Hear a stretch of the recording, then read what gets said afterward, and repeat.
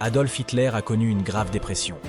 Il contacta Gertrude, l'une de ses assistantes, et lui demanda d'écrire ses dernières volontés, dont il déclara que tout le sang n'était pas de sa faute. Hitler était conscient qu'il perdrait la guerre, mais gardait l'espoir d'une paix négociée. Les adversaires, dont Joseph Staline, avancèrent envers Berlin, exécutant environ 50 000 soldats allemands. Les soldats d'Hitler étaient dans une grande tristesse lorsque les Alliés sont entrés dans le pays. Le 16 avril, Berlin est finalement conquise par les forces soviétiques, et la population entend les coups de feu et s'enfuit dans les magasins pour récupérer de la nourriture. Hitler a commencé à recruter des jeunes pour la guerre, et une femme a raconté avoir vu des visages d'enfants avec des casques en acier. Le 22 avril, Hitler a fait une dépression lorsqu'il apprit que ses ordres de contre-attaque n'avaient pas été exécutés. Il est retourné à son bunker, conscient que sa vie allait bientôt prendre un tournant. Le 29 avril 1945, il épousa sa maîtresse, Eva Braun, qu'elle a aimé beaucoup ses précieux bijoux. Elle écrivit à son amie Herta Oster qu'aucun trésor ne devait être trouvé, et de nombreux associés d'Hitler firent des plans pour s'échapper de Berlin. Hermann Küng a confié à Hitler qu'il avait du travail à faire et qu'il devait quitter Berlin. Il a peur de perdre ses objets de valeur. Mais Hitler a rapidement découvert la trahison de Hermann et aussi de Martin Bormann, son secrétaire général. Joseph Goebbels a fait une dernière proclamation appelant les habitants de Berlin à se battre pour leur ville.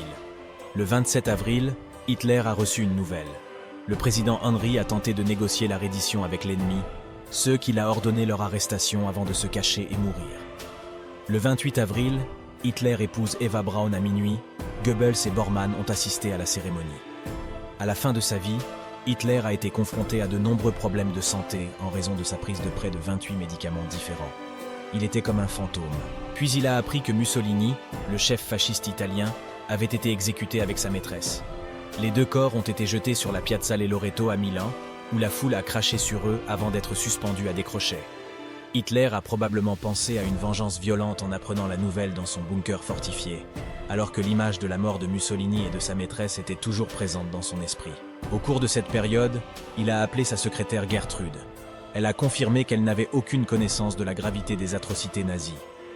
Gertrude a déclaré qu'Hitler avait expliqué à tout le monde dans le bunker qu'il ne pouvait pas permettre que son corps soit entre les mains des soviétiques. Il souhaite que son corps soit brûlé et que ses cendres soient transférées dans sa collection d'art pour une exposition à Lens. Il voulait laisser des objets sentimentaux à ses parents et à ses fidèles, et que tous les objets de valeur soient laissés au Parti national-socialiste des travailleurs allemands. Il a décidé d'épouser une femme qui était là depuis des années d'amitié et qui était prête à aider son pays.